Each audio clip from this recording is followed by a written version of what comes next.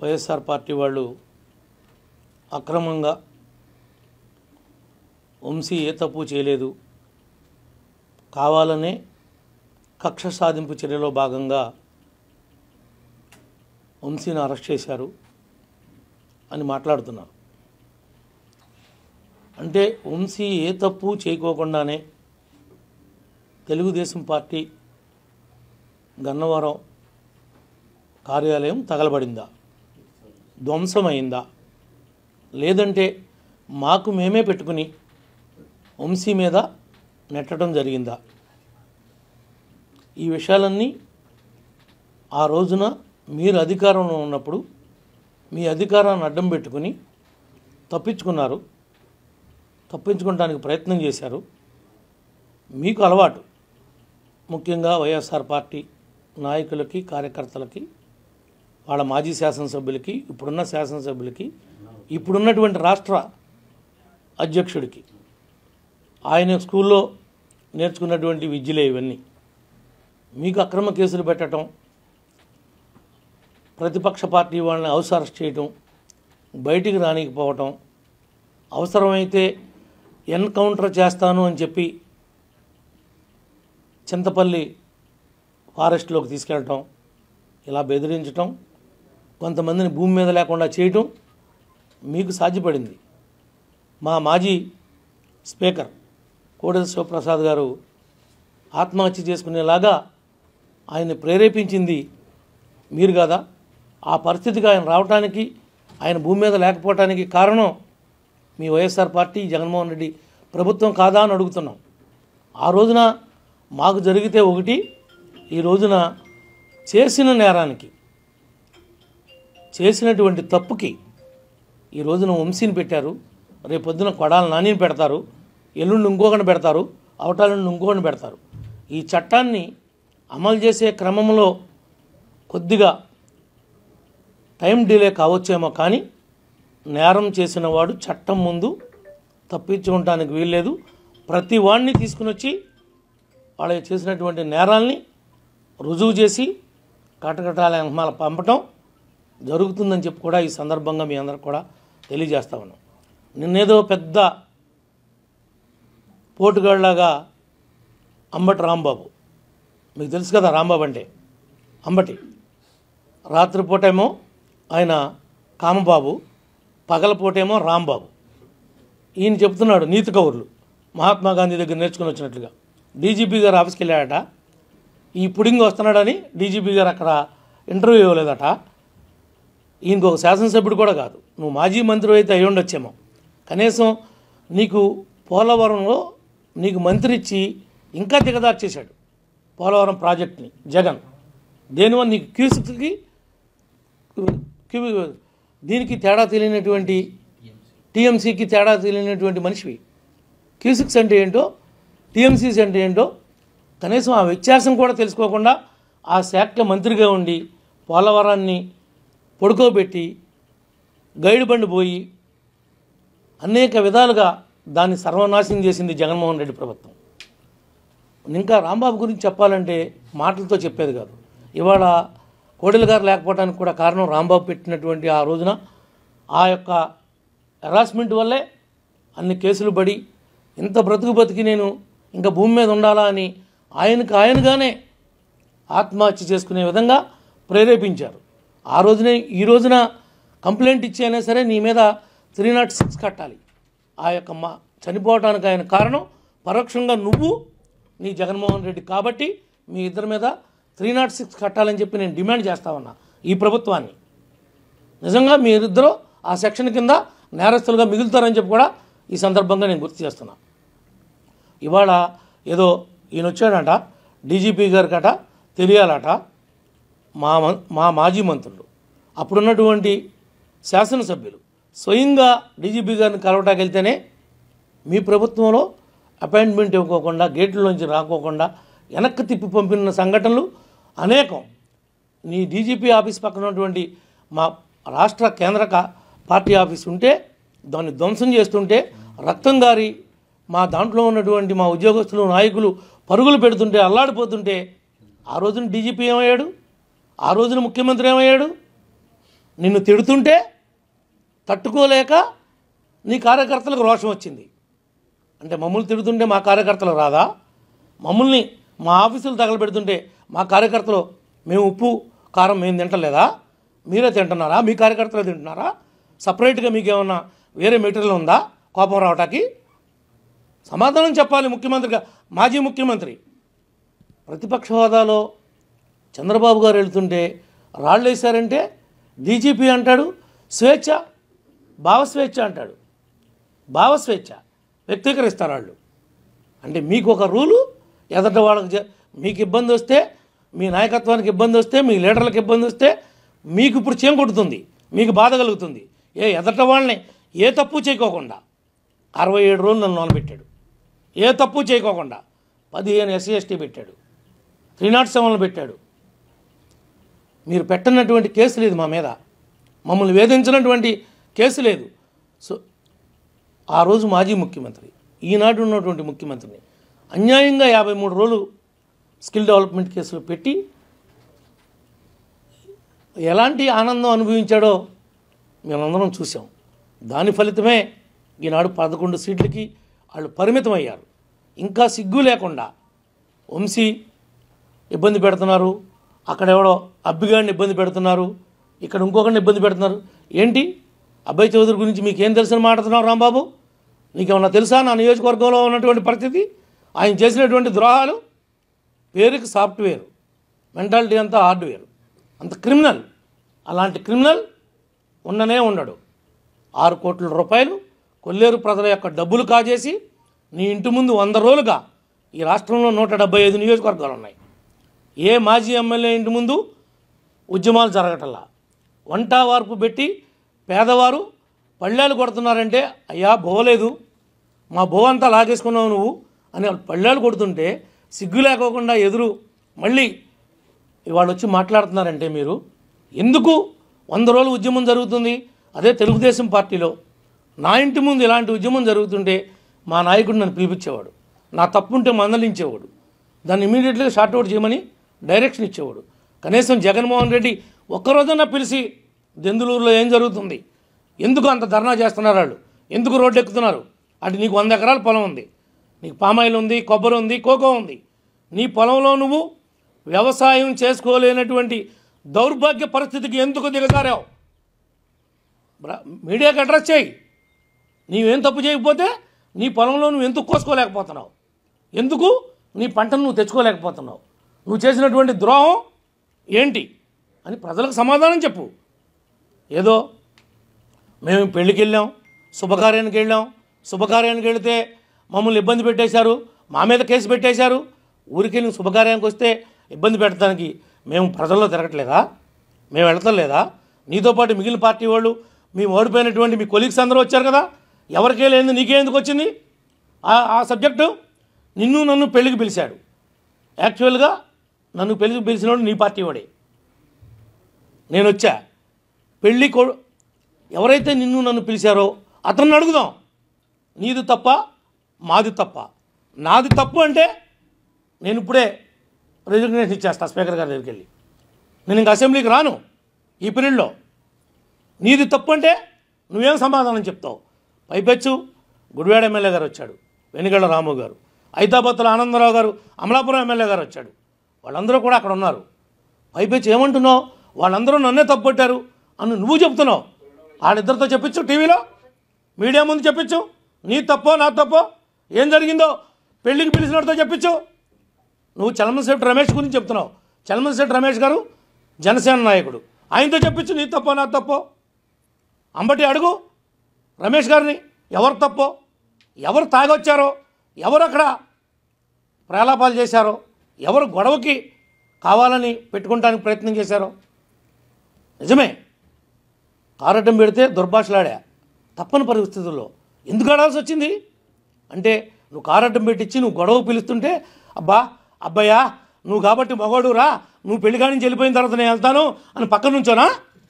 చెప్పురా బాబు, ఏదో నోరు ఉంది కదా అని చెప్పగలవు కదా అని మీడియా ముందుకు వచ్చి నువ్వు గంట అరగంట అని మాట్లాడేటువంటి వ్యక్తివి నువ్వు కూడా నా క్యారెక్టర్ గురించి మాట్లాడతావా అంటున్నావు. నీ గురించి అందరికీ తెలుసని, నా గురించి నిజంగా తెలుసు.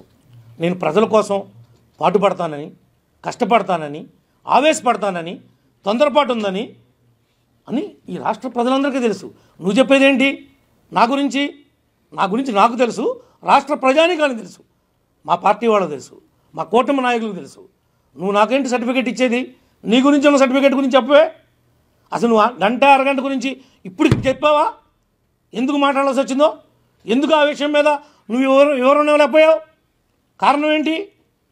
నీ మాటలు కావా ఇవి? నువ్వు మాట్లాడి కావా? ఏ సుఖాన్ని నువ్వు దొరకలేదా నీకు మాట్లాడడానికి?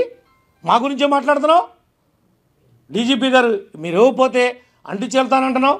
ఆ రోజు నువ్వెందుకు తెలుగుదేశం వాళ్ళు వస్తే రిప్రజెంటేషన్ తీసుకోనికుండా ఆపావు? నువ్వు నేర్పిన సంస్కృతే కదా ఇది. నేను చెప్పేది ఏంటంటే మీడియా ద్వారా ఈ రోజున వంశీ కావచ్చు, రేపటి రోజు వంతు నానికి రావచ్చు, లేదంటే ఇంకొక ఎల్లయ్యక రావచ్చు, పుల్లయ్యక రావచ్చు. 4 రోజులు చట్టాన్ని అమలుపరచటంలో కూటమి వెనక్కుంటే ఉండొచ్చేమో నేను కూడా అంగీకరిస్తున్నా. తొందరపడి దుందుడుకుగా ఏ రకమైనటువంటి చర్యలు చేపట్టడానికి వీల్లేదని ముఖ్యమంత్రి గారు, ఉప ముఖ్యమంత్రి గారు, కేబినెట్ యొక్క వాళ్ళ సహచరులు నిర్ణయాన్ని ఈ ప్రభుత్వం అమలు చేస్తుంది. ఈ ప్రభుత్వం అంటే డీజీపీ గారు కావచ్చు, సిఎస్ గారు కావచ్చు. అంతే తప్ప ఎవ్వడు కూడా తప్పు చేసిన వాడు చట్టం నుంచి తప్పించుకునేటువంటి అవకాశం అనేది ఉండదు అని చెప్పి కూడా ఈ సందర్భంగా మీ అందరికి కూడా మరొక్కసారి తెలియజేస్తూ ఉన్నాం. ఈ విషయాలన్నింటినీ కూడా దెందులూరు నియోజకవర్గంలో కావచ్చు, గన్నవరం కావచ్చు, గుడివాడ కావచ్చు, లేదంటే బందర్ కావచ్చు, చాలామంది ఫీల్ అవుతున్నారు. పేరు నారినేంటి ఆ విధంగా వదిలిపెట్టారు, అంత కుంభకోణం చేస్తే ఈ ప్రభుత్వం ఏం చేస్తుంది అని అడుగుతున్నారు. చాలామంది జన సైనికులు, తెలుగుదేశం వారు కూడా ఫీల్ అవుతున్నారు. వీళ్ళు చేసినటువంటి ద్రోహాలు, వీళ్ళు చేసినటువంటి దోపిడీలు కాకినాడ దగ్గర నుండి ఒక్కొక్కరితో చరిత్ర ఉంది. మనిషిని చెప్పి మీరు డోర్ డెలివరీ ఇస్తేనే దిక్కు దివాణం లేదు. ఇది ఈ ప్రభుత్వం అన్నా మీరు మాట్లాడేది? ఈ గవర్నమెంట్నా మీరు ఏలెత్తి చూపేదని అడుగుతున్నాం. మీ తప్పు లేకుండా ఈనాటికి నా నియోజకవర్గంలో ఒక్క కేసు అంటే ఒక్క కేసు అక్రమంగా పెట్టల, ఒక్కడిని జైలుకి పంపలా వైఎస్ఆర్ పార్టీ నాయకులను కానీ కార్యకర్తలు కానీ. అది కారణం ఈ కూటమి యొక్క క్రమశిక్షణ, ఈ కూటమి యొక్క నిర్ణయం. ఈ రోజున అబ్బాయి చౌదరి మీద కేసు ఎందుకు కట్టాల్సి వచ్చింది? నువ్వు నీ మనుషులు పేటరేగిపోయారు. నాతో గొడవపడి నన్ను ఒక నేరస్తుడిగా, ఒక క్రిమినల్గా చిత్రీకరించడం కోసం మీరు ఒక స్కెచ్ చేశారు. ఆ స్కెచ్లో మీరే పడ్డారు. నన్ను ఇరికిద్దామని చూశారు, మీరు ఇరుక్కున్నారు. మీరు 25 మందితో వచ్చారు, నేను 3గురితో వచ్చా. నా గన్మెన్, నా డ్రైవర్, నా 2 డ్రైవర్లు, ఒక వాటర్ బాటిల్ ఇచ్చేవాడు, ఒక ఫోటోలు తీసేవాడు. ఇంత మట్టుకే నా 2 కారులో ఉంది. మిగిలిన వాళ్ళందరూ ఫంక్షన్ల వల్ల ఎటువంటి స్కాటెడ్కి విడిపోయాం. నువ్వు వచ్చింది 25 మందితో వచ్చావు. 25 మందితో వచ్చావు గొడవ పెట్టుకోవడానికి. కావాలని వచ్చావు, ఉద్దేశపూర్వకంగా వచ్చావు. నువ్వు కొల్లేరు తాలూకా ఉన్నటువంటి 6 కోట్లు ఎగ్గకొట్టడంలో ఇదొక ప్లాన్. అది ఆ స్కెచ్లోనే నువ్వు ప్రయాణం చేసావు కాబట్టి ఈరోజు నీ మీద కేసు కట్టాల్సి వచ్చింది. అంతే తప్ప నువ్వేంటి, నువ్వు ఒక మాజీ ఎమ్మెల్యేవి. నువ్వు వెళ్తే నీ కారు అక్కడ ఉంటే ఎవడు వెళ్తాకి వెళ్ళేదా? పెళ్ళిళ్ళకి పెళ్ళిళ్ళకి వస్తాకి వెళ్ళేదా? వచ్చావు, దిగావు, నీ కారు ఎక్కడ ఉండాలి? పార్కింగ్లో ఉండాలి. ఎవడొస్తే నువ్వు ముందు వస్తే నీ కారు వస్తుంది, నేను ముందు వస్తే నా కారు వస్తుంది. నేను వస్తున్నాను, నా డ్రైవర్ పెడితే కావాలని ఆ విజువల్స్ చూపిస్తా, మీకు ఇస్తా. మీ మీడియా వాళ్ళు అందరి దగ్గర లేవు. నా కారుకి కెమెరా ఉంది. నా కారు పెట్టిన తర్వాత వాళ్ళ డ్రైవర్ ఏ విధంగా తీసుకొచ్చి కారు పెట్టాడు. ఎవడైతే కళ్యాణ మండపంలో ఉన్నటువంటి సెక్యూరిటీ వాడు 3 సార్లు అని చెప్పాడు, వాళ్ళు వచ్చేస్తున్నారు, వాళ్ళ కార్లు వచ్చినాయి, కొద్దిగా పక్క పెట్టని వస్తే రానిమని చెప్పి అంటే, వస్తే రానిమంటే అది గౌరవం అదా ఇచ్చేది? చదువుకున్నటువంటి సంస్కారం అదా? బూతులు తిట్టావు అనకపోతే గొప్ప పని చేసావు అబ్బాయా, నువ్వు కాబట్టి పెట్టావు అబ్బాయా కార్లు అడ్డం, శబాష్ నువ్వు వెళ్ళాకే వెళ్తావు అబ్బాయా అని అనమంటావా? ఏంటి మీ ఉద్దేశం? రాంబాబు సమాధానం చెప్పు. రమ్మంటావా? నీ దగ్గరికి, నీ ఇంటికి రమ్మంటావా? నీ ఆఫీసుకి రమ్మంటావా? వచ్చి చెప్తా. నా తప్పంటే చెప్పు.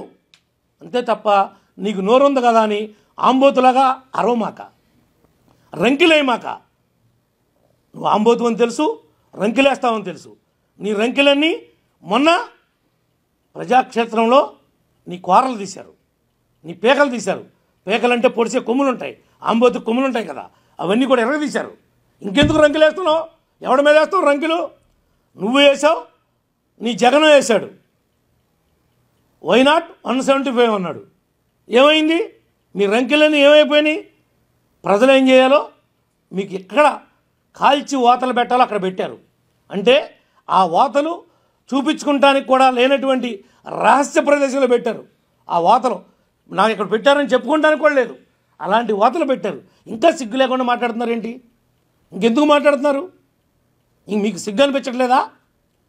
అని అంటాడు అబ్బయ్య. అభివృద్ధి లేదు, సంక్షేమం లేదు దెందులూరులో అంటాడు. 4000 పెన్షన్ నీ అబ్బ సొత్తమ్మా?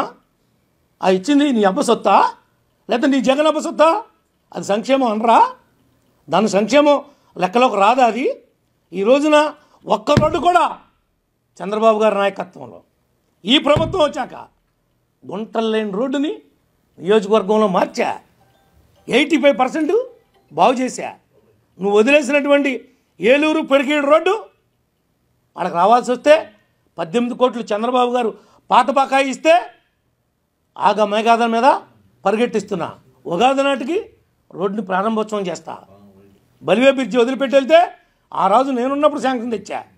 ఎట్టకేలకి 5 ఏళ్ళు కట్టగా ఊరినే స్లాబ్లు వేసావు. అక్కడ రేపు శివరాత్రికి ఘాటులు లేవు, నేను వచ్చా కట్టించా. నేను రోడ్డు వేసా. రా రేపు బలివేకి వచ్చి చూడు, నీకు కళ్ళుంటే ఏం అభివృద్ధి జరుగుతుందో గర్వపడు. నియోజకవర్గం ఇంత బాగుపడుతుందని. ఏలూరు రామసింగవరం వయ్యా బాదరాల రోడ్డు 3 కోట్లు ఇచ్చా. మొండూరు మేదనరావుపాలు 3 కోట్లు ఇచ్చా. ఇవన్నీ ఎవడమ్మా మొగుడు సొమ్ము? ఈ ప్రభుత్వం వచ్చాక ఇచ్చింది. నువ్వు ఏడవలేకపోతే, నువ్వు మీ జగన్ సతికిలు పడితే, రోడ్లన్నీ పాడైపోతే మేము గుంటలు పోస్తుంటే ఆనాడు పిలుపునిస్తే గుంటలు పొరచమని కార్యకర్తల దగ్గర సందాలు పోగేసి గుంటలు పుడుస్తుంటే రోడ్డు తవ్వావు అని కేసు పెట్టావు నా మీదే. ధర్మాజిగూడెం పిఎస్లో కేసు ఉంది, చింతలపూడిలో కేసు ఉంది నా మీద. నా నియోజకవర్గం కాపోయినా దేనికి పెట్టారు? నేను రోడ్డు తవ్వేస్తున్నానంట.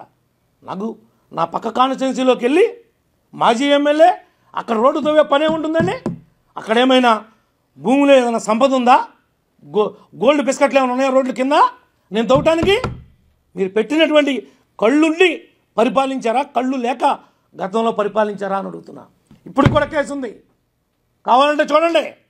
రోడ్డు తవ్వాలని పెట్టారు. ఎవరు కంప్లైంటు? విఆర్ఓ, చిన్న ఉద్యోగస్తురాలు. నేను ఒక ఆర్ఎన్బి రోడ్ని వేరే నియోజకవర్గం వెళ్ళి తవ్వేస్తున్నానంట. ఆ రోడ్డు తవ్వేస్తే జగన్ ఇంట్లో తవ్వితే బిస్కెట్లు వస్తాయేమో, రోడ్డు తవ్వితే ఏమొస్తాయి బిస్కెట్లు? రోడ్డు కింద ఏమైనా బిస్కెట్లు ఉంటాయో తవ్వుతాకు నేను? ఇలాంటి కేసులు పెట్టి ఇవాళ ఏదో కేసు పెట్టారంట, కేసు కట్టారంట, లబలబలబలాడుతున్నారంటమ్మా. లబలబలాడతాం చేసిన తప్పుకి, చేసిన ఘోరాలకి.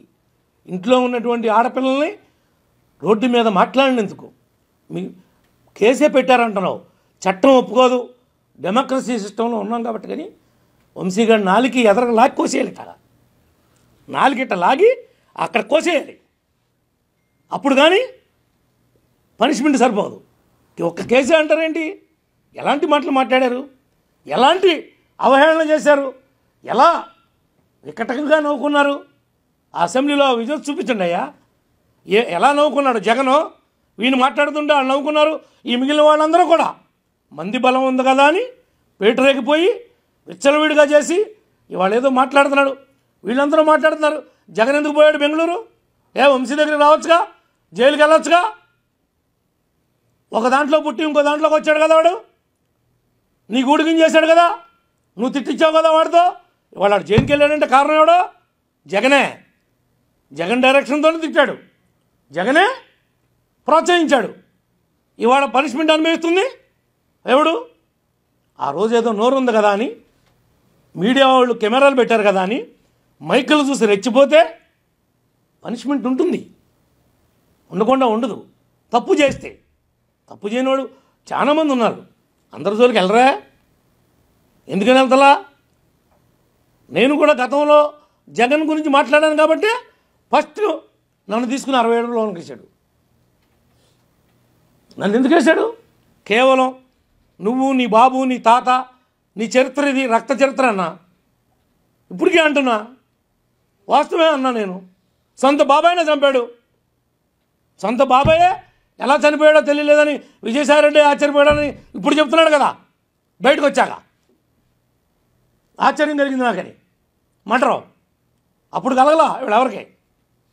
అప్పుడు కప్పెట్టారు, భూస్థాపితం చేశారు. ఎవరికైనా తప్పు చేసినోడు చట్టం ముందు తప్పించుకోలేడు. తాత్కాలికంగా తప్పించుకోవచ్చేమో అధికార బలంతో తప్ప మరి ఇంకొకటి కాదు. ఇంకేమైనా మీకేమైనా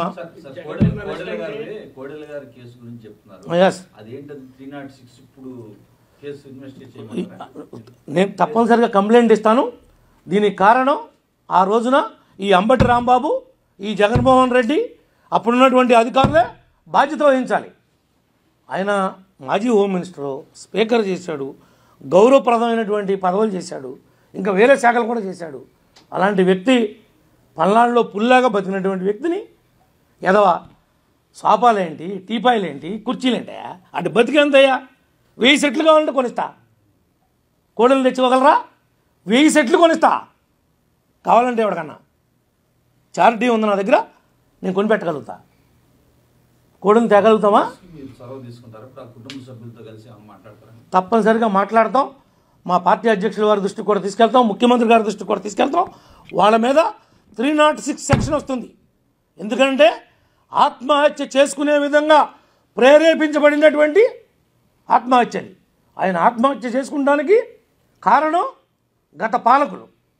గత పాలకులు అంటే ఎవరైతే అలాంటి సిచ్యువేషన్ని క్రియేట్ చేసి ఆయన మానసికంగా ఇంకా నేను బ్రతకూడదు అని నిర్ణయించుకుంటానికి విధంగా థ్రెటనింగ్ చేశారో, ఆ థ్రెటనింగ్ చేసినటువంటి వాళ్ళందరూ ఈ సోకాల్డ్ అంబటి రాంబాబుతో సహా వీళ్ళంతా ముద్దాయిలే అవుతారని చెప్పి నేను ఈ సందర్భంగా మీ దృష్టికి తీసుకొస్తా ఉన్నా. ఇది గవర్నమెంట్ దృష్టికి, అందరి దృష్టికి కూడా, పార్టీ దృష్టికి కూడా తీసుకెళ్తాం. అదే చెప్తున్నాను కదా, ఆ జగన్ బెంగళూరు వెళ్ళిపోవడానికి ఎలా చూస్తారు అంటే అలాగే చూస్తారు.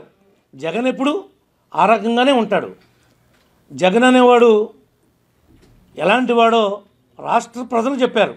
కృష్ణ, రాష్ట్ర ప్రజలు జగన్ అనేవాడు ఎటువంటి వాడో చెప్పాడు. నువ్వు నేను చెప్పద్దు. ఇంకా చెప్పినా జగన్ గురించి ఎంత మాట్లాడుకున్నా ఏమాత్రం ఉపయోగం లేనటువంటి మాటలే. ఎందుకనంటే సర్వనాశనం చేశాడు. రాజధాని లేని రాష్ట్రంగా ప్రాజెక్టుని పాడు చేసి ఈ రోజున పోలవరం నీళ్లు మన నెత్తి మీద రావాల్సినటువంటి పరిస్థితుల్లో పోలవరాన్ని పడకేపించి 3 రాజధానులు 3 ముక్కలాట పెట్టి ఎవడకాడు అంటాడు. ఒకడు ఇసుకతో చేస్తానని అంటాడు. ఎక్కడుంది చంద్రబాబులో ఇసుక? ఒక్క ట్రాక్టర్ అమ్మొచ్చా? అమ్మితే చంద్రబాబు గారు ఒప్పుకుంటాడా? పవన్ కళ్యాణ్ గారు ఒప్పుకుంటాడా? ఇసుకతో చేస్తున్నారంటారండి. ఎవడు తోచేస్తున్నాడు? పోనీ అమ్ముతున్నారు ఎక్కడన్నా?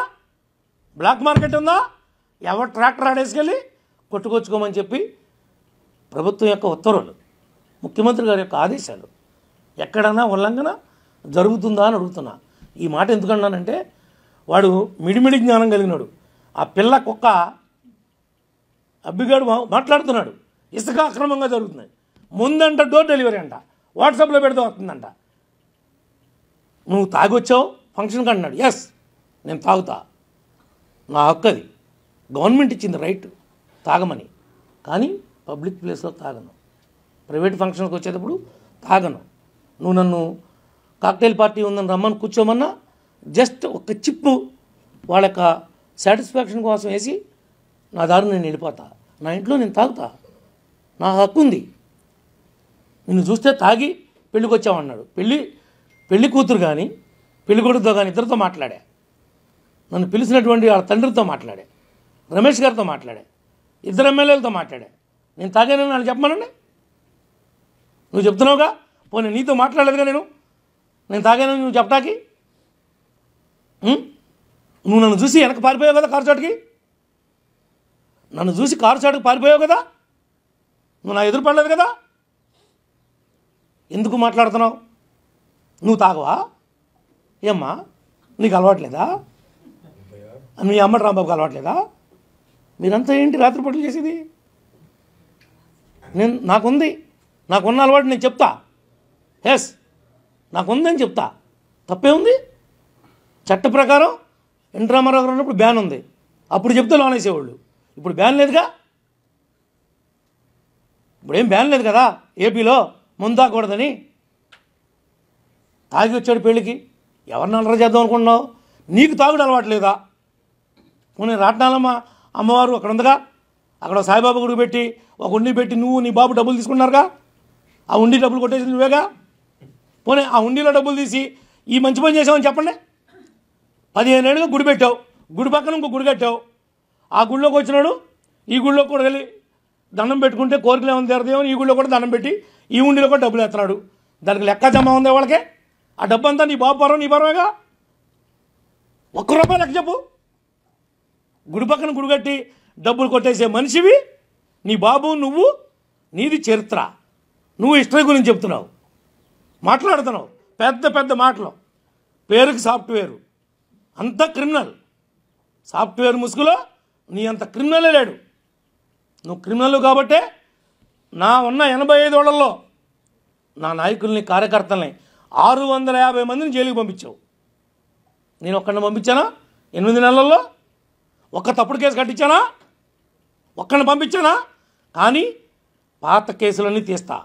నువ్వు పోలవరం రైట్ మెయిన్ కెనాల్లో లెఫ్ట్ బ్యాంకు రైట్ బ్యాంకు మొత్తం తోసావు. డీజీకి ఇస్తా, విజిలెన్స్ ఎంక్వైరీ చేపిస్తా, ముఖ్యమంత్రి గారిని ఉప ముఖ్యమంత్రి గారిని కలుస్తా, నీ చరిత్ర అంతా తీస్తా. నిన్ను వదిలిపెట్టే ప్రసక్తే లేదని చెప్పి కూడా ఈ సందర్భంగా తెలియజేస్తున్నా. నీ దగ్గర దమ్ముంటే రాజకీయంగా చూసుకోవచ్చు. నన్ను తిరగనివ్వంటే నువ్వు చేసిన తప్పులకి సమాధానం చెప్పి తిరగమన్నా, తప్పు ఒప్పుకుని కొల్లేరు డబ్బులు కట్టి తిరగమన్నా. నేను తిరగనివ్వనంటే నువ్వు ఈ తప్పుడు పనులన్నీ చేసి నేను తిరుగుతానంటే ఊరుకుంటామా? అంటే మాకు చేత కాదా నిన్నేం చేయటం? కానీ పద్ధతి ఉంది. ఆ పద్ధతి కోసం, నిబద్ధత కోసం, పార్టీ యొక్క కమిట్మెంట్ కోసం మేము నీతో గొడవ పడతలా. అంతే తప్ప చేతగానితనం అనుకోవద్దు మా మంచితనాన్ని. ఓకే, ఇంకేమైనా మీకు ఏమైనా డౌట్లు ఉన్నాయా? ఏంటి అక్రమ అరెస్టు? ఎవరు నువ్వు చెప్పుకోనే? నీకు అనిపిస్తుందా? వంశీలు నానబెట్టడం ధర్మమా కాదా? గన్నవరంలో వంశీ గారి పేరెత్తే వాళ్ళు లేకుండా పోయాడు. మా పార్టీలో గెలిచాడాడు 2 సార్లు. మా నెత్తిమే వెతుకుని తిప్పినందుకు మాకు తగిన సాక్షి చేసి వెళ్ళాడు. ఇవాళ ఎవడు పడ్డాడు? వాడు తవ్వుకున్న గోతులో ఆడే పడ్డాడు. ఎవడు పడలా. వాడు చేసిన జగన్ యొక్క అధికార మదాన్ని అడ్డం పెట్టుకుని విర్రవీగి ఎవరు కూడైతే మనకి ఈ రాజకీయ జన్మను కల్పించారో వాళ్ళ కుటుంబాన్నే విర్రవీగి మాట్లాడాం. వాస్తవాలు ఉండి మాట్లాడాల. ప్రేరేపితంగా ఎవడో ప్రేరేపిస్తే మాట్లాడినందుకు నీ నోటి దోలకు వచ్చిన తిప్పలు ఇది. నోటి దోలకు వచ్చిన తిప్పలేయా? ఎవడేం చేద్దాం చెప్పు. మేము జైల్లో ఉన్నప్పుడు మీకు తెలియలేదా ఈ బాధలో? అప్పుడు మీకు అనిపించలేదా అయ్యో పాపం అని? మమ్మల్ని నర్సీపట్నం నుంచి వెనక్కిలాగి చింతపల్లి ఫారెస్ట్లో పెట్టి నేను ఎన్కౌంటర్ చేస్తామంటే ఏదో నోకులుండి బతికి బయటపడ్డాం. ఈ జగన్ లాంటి దుర్మార్గమైనటువంటి ముఖ్యమంత్రి రాష్ట్రానికి ఉత్తమ మన కర్మ అనుకున్నాం. ఎన్ని నిద్రలేని రాత్రులు గడిపామో, ఎన్ని. ఈసారి రాకపోతే ఈ ఆస్తులన్నీ రూపాయికో పావులకో బేడాకో అమ్మి తట్టపుట్ట చదువుకుని పోదాంరా మనకెందుకు అనే పరిస్థితి వచ్చింది. నాలాంటివాడికే అలాంటి పరిస్థితి వచ్చింది. తప్పనిసరి పరిస్థితుల్లో ప్రజలు అర్థం చేసుకున్నారు కాబట్టి ఈనాడు ఈ కూటమి ఏర్పడింది. ఇదంతా ప్రజా విజయం. ఇంకేమైనా చెప్తావా?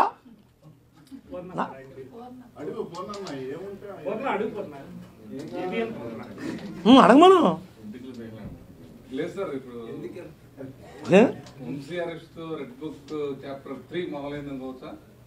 అది రెడ్ బుక్కా, బ్లూ బుక్కా, గ్రీన్ బుక్కా, ఎల్లో బుక్కా అని మాట్లాడొద్దమ్మా. రెడ్ బుక్ అంటే వాళ్ళు ఏం చేశారో ఊరికి నేను నమోదు చేసుకున్నాను తప్ప వాళ్ళు చేసినటువంటి చర్యల్ని రెడ్ బుక్ ఇంప్లిమెంట్ అవుతుందని అనుకోవద్దు. రెడ్ బుక్ రాసింది కేవలం వాళ్ళు ఏం రాశారో, ఏం మమ్మల్ని ఇబ్బంది పెట్టారో గుర్తుపెట్టుకోవడం కోసం రాశాం. అది ఇంప్లిమెంట్ చేయాలంటే సగం మందిలోనే ఉండేవాడు. ఇప్పటికే ఎక్కడికక్కడ. అరే పాదయాత్ర చేస్తుంటే రానివ్వా? అమరావతి రైతులు వస్తుంటే అమరావతి రైతులను అడ్డుకుంటారా? వాళ్ళు ఏం చేశారు? భూమి ఇచ్చి ఏమి నేరం చేశారు? వాళ్ళని పాదయాత్ర చేసుకునేవరా? అంటే స్వేచ్ఛ లేదా ఈ రాష్ట్రంలో? వైఎస్ఆర్ వాళ్ళకే కుట్టుకొచ్చిందా? ఎక్కడికక్కడ ఫ్లెక్స్లు కట్టడం, వాళ్ళు రాకోకుండా అడ్డుకుంటాం, దాడులు చేయటం, ఎక్కడ ఉందా సంస్కారం? ఈ సంస్కారం అంతా నేర్పింది ఎవరు ఈ రాష్ట్రానికి? జగన్మోహన్ రెడ్డి అన్న కంపెనీయే కాదా ఇలాంటి సంస్కారం? డీజీపీ కలవలేదంటే ఎందుకు కలుస్తాడా డీజీపీ? ఏంటి నువ్వేమన్నా పుడింగివా? నువ్వు ఓడిపోయిన మాజీ ఎమ్మెల్యేవి ఏమంటా? ఓడగొట్టిన నాగలదుంప. నాగలదుంప అంటే ఇప్పుడు విన్నారా మీరు? నాగలంటే ఇట్లా దుంపుండి దాన్ని చెక్కి పాత రోజులు అంటే ఇప్పుడు కూడా పైపాటి చేసేటప్పుడు ఉంటాయి. ఇనుప నాగలు వచ్చేసినాయి, టెక్నాలజీ మారిపోయింది కదా. ఆ దుంపనే ఆ మేడ్ అంటారు. ఆ మేడికి దిగేస్తారనమాట. ఆ మేడ్ నుంచి దీన్ని ఓడగొట్టిన తర్వాత ఇది ఎక్కడే ఉంటుంది, కొత్త కొత్త కొత్త దుంపతో కొడితే ఇంక దీన్ని ఎవడు పట్టించుకుంటాడు? ఆ బాపతే అమ్మటి బాపతే ఏంటంటే అదే బాపతే ఓడగొట్టిన నాగల దుంప. నేను ఎవడు లెక్క చేస్తాడు? ఆ టీవీల ముందు బావు బావు బావు అన్నప్పుడు నువ్వు ఏం ఉపయోగం? ప్రజలు నిన్ను గౌరవం ఇవ్వనప్పుడు, నీకు ప్రజాక్షేత్రంలో ప్రజలు నీ గౌరవాన్ని తీసినప్పుడు నువ్వు ఎన్ని మాట్లాడినా ఉపయోగం ఏంటి రా బాబు అని అడుగుతున్నా. నువ్వు సుఖానంతోనో పొగానంతోనో అది మాట్లాడుకోవాలి. ఇవన్నీ ఇప్పుడు ఎందుకు? నీకు ఇంకా నీకు ఫ్రీ టైం ఇది, ఎంజాయ్ అంతే తప్ప మా గురించి మాట్లాడతావా? నీ గురించి అందరికీ తెలుసు అంటావా? ఏంటి నా గురించి తెలుసు చెప్పు, చెప్పు ఉంటే బయటట్టు. నాదంతా తెలిసిన పుస్తకం, నేనేం దాచుకోను. మీరు ఇప్పుడు ఏమన్నా అడిగితే కూడా చెప్తా. ఇంకా కావాలంటే మీకు తెలియని ఇన్ఫర్మేషను మీరు అడగలేని ఉంటే కూడా అడగండి, వాటికి కూడా ఆన్సర్ చేస్తా. నేనేం భయపడను.